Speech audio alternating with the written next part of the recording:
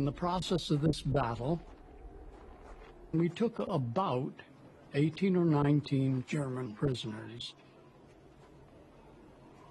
A young man, approximately 24 years of age, turned to me and in a voice completely accent-free, he said, "Where are you from?"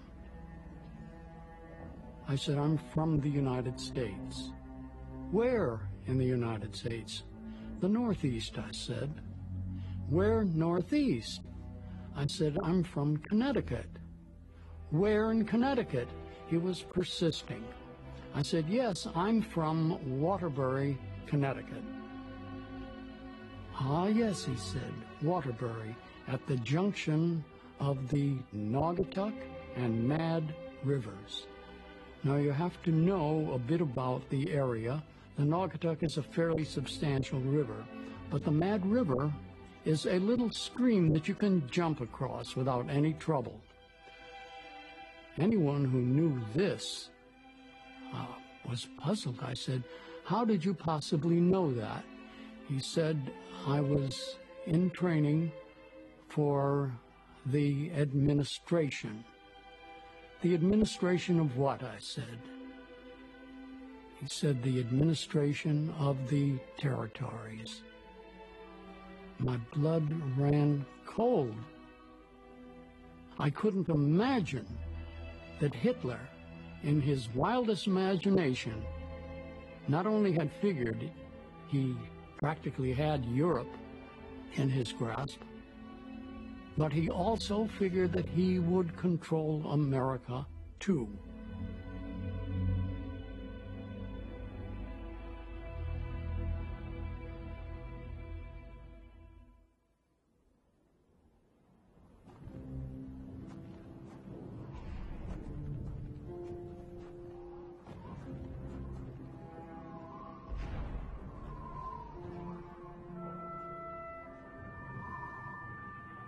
You had no possessions at all. You would cut everything down to the simplest because you had to carry everything. When we were marching from one horror to another, I had shoe packs on because the ground was always wet or frozen. I had 2 pairs of woolen socks. In my pockets, I carried probably a couple of boxes of K rations. I had never had a toothbrush at all. I didn't take a shower for 6 months. No change of underwear at all. No change of clothes at all for months. And I had a sleeping bag, which I carried with a rope over my shoulder like a tramp. And that's all I had. More than 16 million Americans served in the armed forces during the war.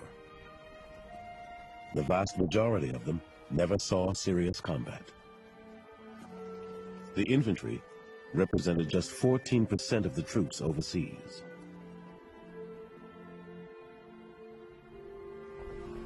But wherever they fought, in North Africa, or the South Pacific, or Western Europe, the infantry bore the brunt of the fighting on the ground and suffered 7 out of 10 casualties. And they endured hardships and horrors for which no training could ever have prepared them. You know, you get hardened to it. I stayed in a hole for an hour and a half or something like that, it seemed like that anyway, with a dead German, and it's kind of an eerie feeling. But you're so worried, really, about yourself at that time that you didn't think too much about it. But you get really hardened to seeing a lot of gruesome sights, and that worries you as much as anything. You think, my gosh, I saw so-and-so get killed today, and then he got run over by a tank, and just a horrible mess, and it didn't bother me at all. But about a week after the war ended, I saw an automobile accident, and I got sick as I normally would before the war. By December of 1944, Americans were growing weary of the war their young men had been fighting for 3 long years. In Europe, it was supposed to be over by now. The generals, who had directed the fighting from far behind the lines, had been predicting victory for months. It had not happened. In the Pacific, American progress had been slow and costly. The enemy showed no sign of giving up. And on a tiny volcanic island called Iwo Jima, the Marines would face still another terrible test. For the people of Laverne, Minnesota, and Waterbury, Connecticut, Sacramento, California, and Mobile, Alabama, and every other town struggling to absorb it all, the stream of telegrams and newspaper headlines telling of new losses seemed endless and unendurable.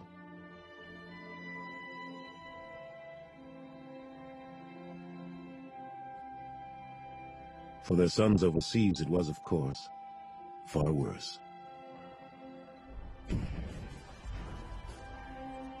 For them, there was no option but to fight on and try to stay alive. Ray Leopold, a mortgage broker from Waterbury, who had been trained to kill people, would find himself trying to save them instead. Burnett Miller, the only child of a prosperous Sacramento family, would be caught up in the biggest and least expected battle on the Western Front. Quentin Annenson of Laverne, who had dealt out death from the air, would now encounter it close up on the ground. And 11-year-old Sasha Weinsheimer, a prisoner of the Japanese, whose fondest dream was that her world might simply return to normal, would have the happiest day of her life.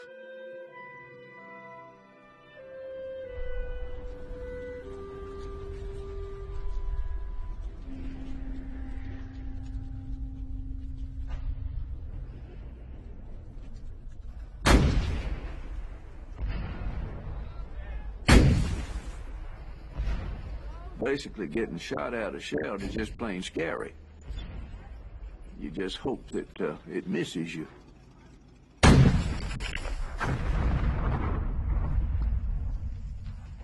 When the artillery's coming in, you think, oh God, it's covering such an area, and I hope it doesn't hit me.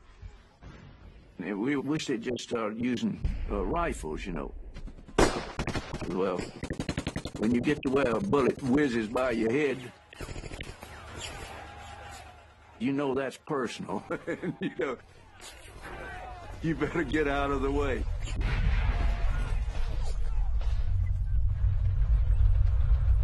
Since the summer of 1944, Hitler had been secretly planning a massive counterattack, an all-out attempt to divide and destroy the Allied armies before they could move further into Germany. His target would be the Ardennes, rolling forested hills in Belgium and Luxembourg, through which German troops had advanced toward France twice before, in 1914 and again in 1940. It was now thinly defended.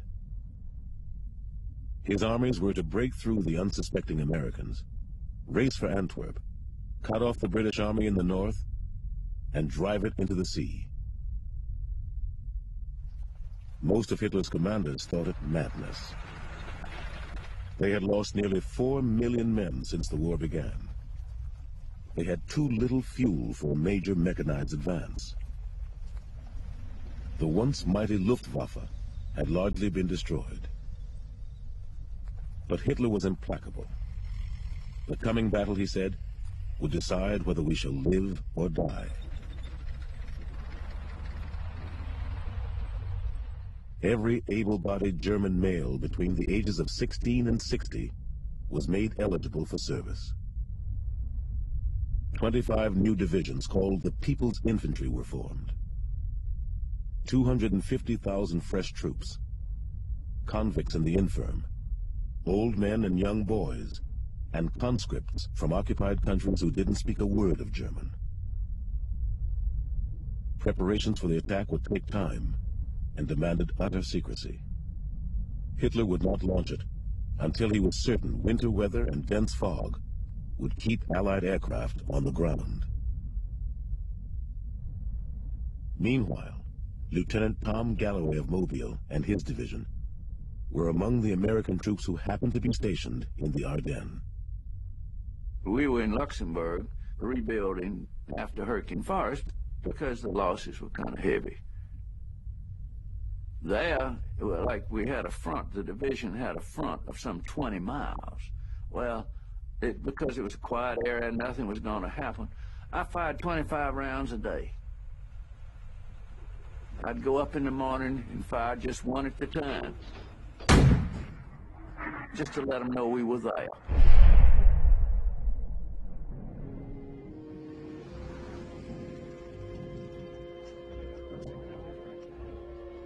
There were only 4 U.S. infantry divisions in the Ardennes, 80,000 men, stretched out along a front that ran some 80 miles from north to south.